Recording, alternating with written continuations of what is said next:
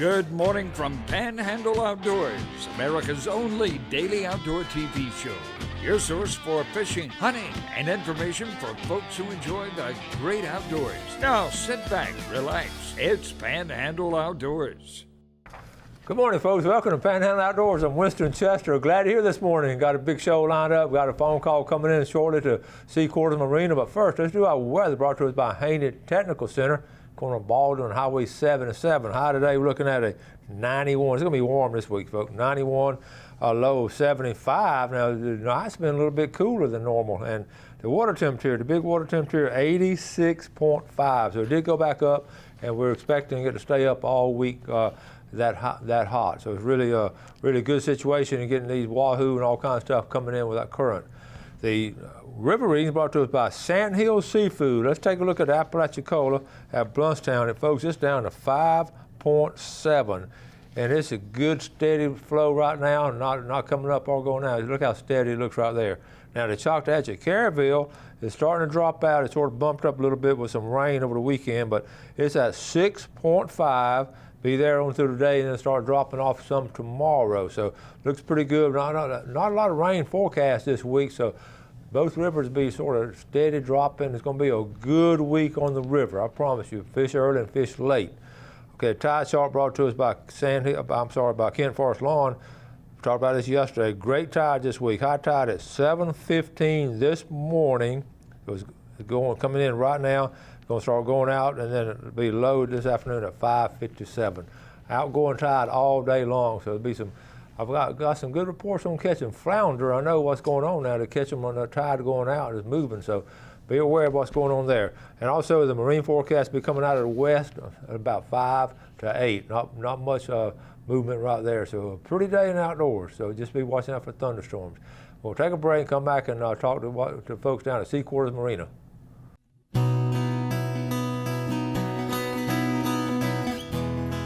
Okay, welcome back, folks. Glad you're with us this morning. We just got on the phone with Sea Quarters Marina and Captain Kim. Good morning, Captain Kim. Good morning, Mr. Chester. All right, tell us. I know y'all been really busy, so give us a report on what's going on down in that beautiful Caryville community and all that water down there. It has been busy. We've been doing a great job loading up all the boats with plenty of frozen bait and all kinds of good stuff. The stretch 25s have been working pretty good for the grouper. Snapper's gone out a little deeper as of like last week, but they're still catching reds and trout pretty plentiful here in the river. Strike kings are working good, the voodoo shrimp, so they're bringing in the catch. Oh, that's sounding good now. That's an interesting point. The red snapper moved out a little bit deeper, huh? Yes, sir, they sure did. I think we had a little bit of rain here and there scattered, and might have done it for them. Okay, and what about the on the redfish and the trout? What's most folks catching those on? Well, the Strike King little spoon jig combos have been really popular, and the voodoo shrimp, which is sort of like a tennis shoe. You know you can't hurt it, so that's good for the kids. As opposed to the frozen, that tends to last a little longer for the kids, so they're having a blast with those. Okay, good point. Good point out there. And you got a kids tournament coming up soon, right? Yeah, we're looking forward to that. We've already got over 100 kids signed up, so it should be a fun time for all. That'll be on the 21st of this month. That's coming up Saturday after next. And, of course, they do the kids' clinic on Friday the night before at 6 o'clock in case there's some kids that need to sign up. Oh, well, that sounds great. I want to encourage everybody to sign up for that. And one more thing, of course, we're about a month away, a little bit over a month away from or less than a month away from the big Sea Quarters King Mackerel Tournament. Yes, our Kingfish Tournament's coming up the first weekend in August. We've raised over $900,000 for leukemia research this far, hoping to bust $1 million this time. And we've got a real nice raffle that we're doing this year with a beautiful boat that's sitting out in front of the marina. It's a 2018 Nautic Star, and those tickets are $100 a piece, and we're only selling $350. And we're getting pretty close, so if y'all need to buy a ticket, it's time to get on in. Oh, that's awesome. That's awesome. We're going to be touching base with you plenty. Maybe some of y'all come over. We'll talk about the big tournaments and all. So good talking to you this morning, Kim. All right. You have a great weekend. Thank you. All right. Thank you. Bye. All right, I know they're busy down there. Great little fishing area, great community, and we're going to talk more about some of that stuff later. But let's go into, we got a lot of pictures to show, so let's get into those, though. We'll show some of them now and finish up on them. Our first one here, speaking of going down to that area, Cape Sandblast, our good buddy, Joy Jernigan, with his family, and Lori and Rob and Sandy Martin, fishing on the beach. Now, it does not, look at that. I mean, that's a great situation there for Joy. And he loves fishing, and here catching some of those, he catching redfish, and they caught all kind of stuff that day. And he'd measure them, some of them different sizes and all, but had a good day fishing at Cape Sandblast. All right, let's go to freshwater. How about, I like this, Leo Taunton sent this in on Kyle. Congratulations to my sweetheart. And Kyle got third place in the real money tournament up there at Lake Seminole. That's a healthy fish, and good job, Kyle Pridgeon. You know, we've had Kyle on the show, and he absolutely loves fishing and does a good job with it. This is real cool. And Bubba Hart took some of his high school buddies, the Shrinker boys, Don Shrinker and Tim Shrinker, and all these boys went to Mosley back in the early 80s and all. Good kids, good ball players, and they went out on a trip. Here's what, look at all of the fish they caught. I'm sorry, to lose it? Okay. Somehow I lost it. So anyway, let's go ahead and take our break now while we take care of these technical difficulties. We'll be right back. All right, folks, we're working on it. We're trying to get everything squared away and all. I do want to, while we're working on it, just bear with me. And I love technology as it is. I don't know if I got it right or not, but anyway, okay.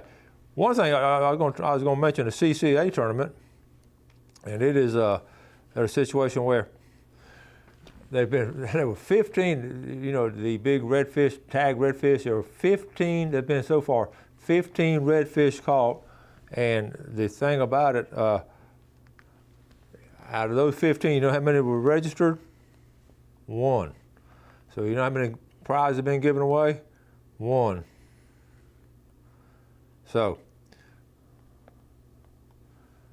okay, so let's try these pictures again. We got them up there, Jeff? Yeah. All right. What happens, you just, let me see. But anyway, I want to encourage you to go ahead and register. Go ahead and register. Okay, here we are pictured. I was working on the Shrinker boys. All right, here we go. We got those. Here we go right here. How's that? All right, here we go. That's Bubba Hart taking his high school buddies fishing, and then this is all the fish they caught, a bunch of fish. That's our little private boat from Hart's Marine, and Bubba had a good time. Those boys played football. Some of them went on, Shrinker went on and played at FSU. Good ball player there. That's a mess of fish they caught right there. Nice mess right there.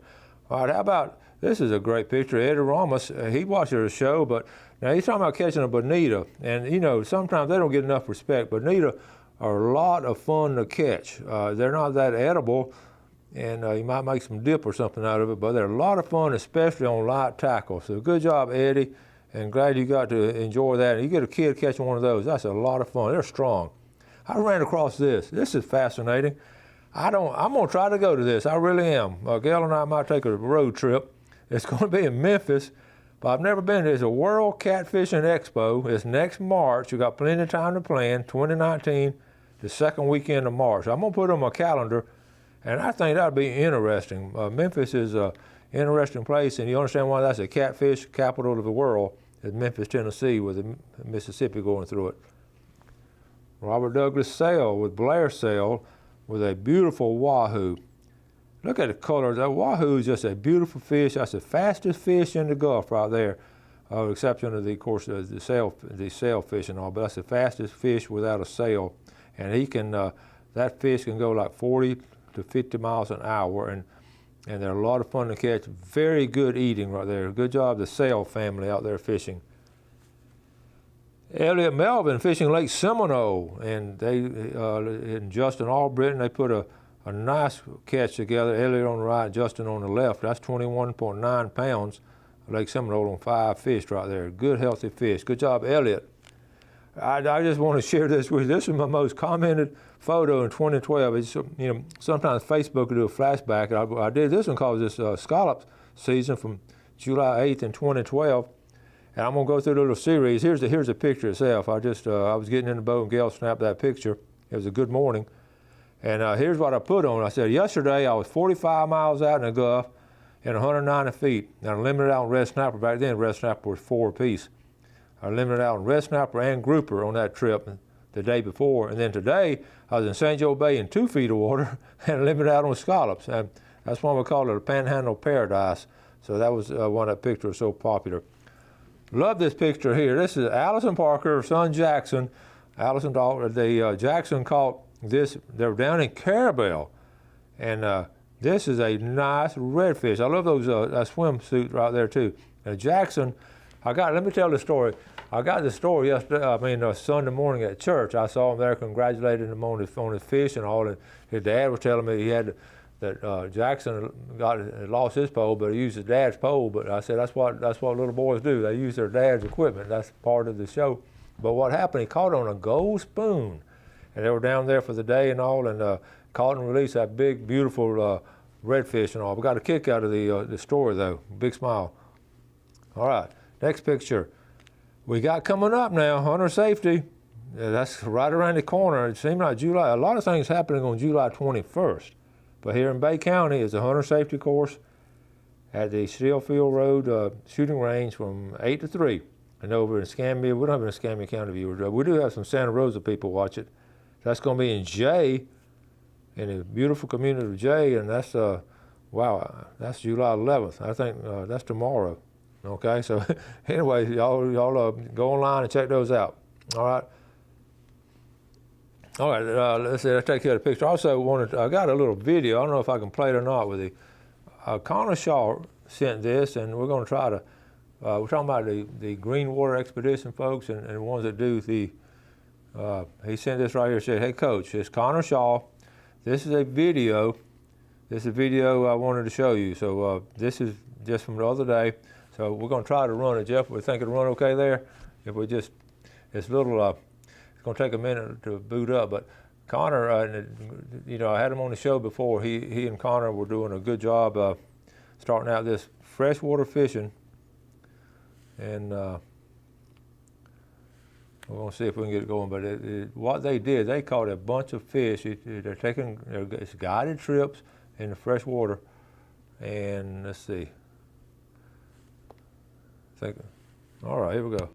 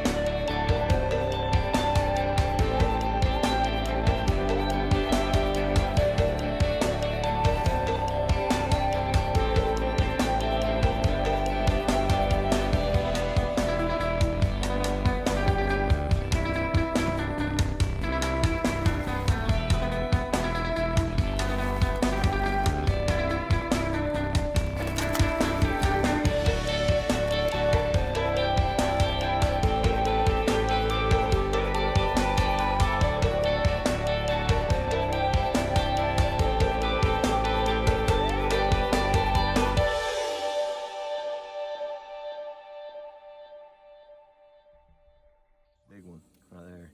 Yeah.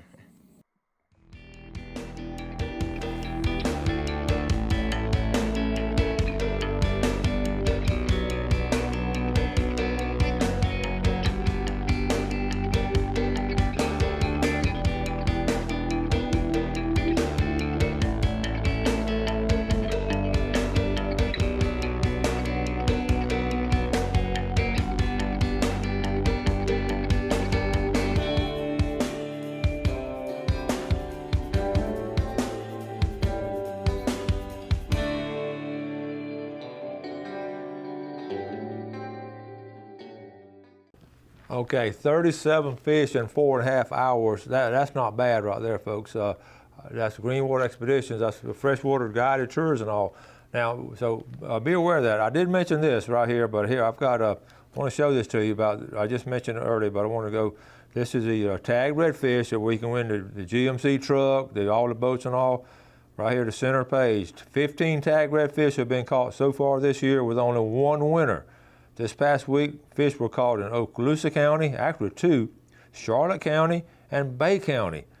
And 17 divisions, 11 species. It's not just redfish, it's 11 different species, and a lot of them are going to be determined by just online random drawing. So it's an amazing tournament. I don't think people caught on to it yet, obviously with that many people missing out on it. But I'm going to give y'all another week or two to see if y'all can catch it. If not, I'm going to go ahead and catch that. We got some tagged redfish here in Bay County. Obviously, one's already been caught, but there's supposed to be 4 in each county. So all you folks on the Panhandle, you saw the prizes. I've shown you all the prizes. It's fascinating, and all the prizes you can win. All you got to do is just catch it and take a picture of it. Let's take our break. We'll be right back.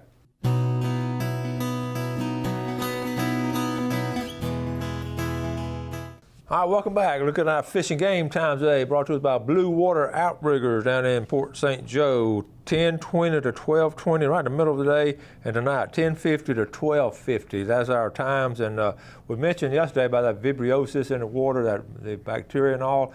So I'm looking up some clean water information just in the Panhandle area. I run across this. I've seen this before. I just want to show it to you. This is just basically the bay system here in the St. Andrew Bay system. Let's look at 20 years ago, and basically the report from St. Andrew Bay Resource Management Association. They test the water on a regular monthly basis, and you can see 20 years ago, West Bay was in real bad shape, and basically that's when the Panama City Beach was dumping the sewage in West Bay. As simple as that. 20 years ago. Now, and then fair, Deer Point Lake was fair, East Bay was fair, and Grand Lagoon was fair. But now, okay, let's look at now. They finally stopped, let's look at West Bay. They finally stopped, dumping the sewage in West Bay, and now it's fair, okay? It's not poor.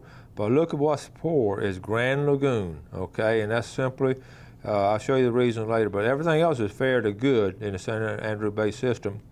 And that was a couple years ago. And West Bay improved because treated water was removed, and Grand Lagoon deteriorated due to continued runoff of storm water and also the septic tank runoff.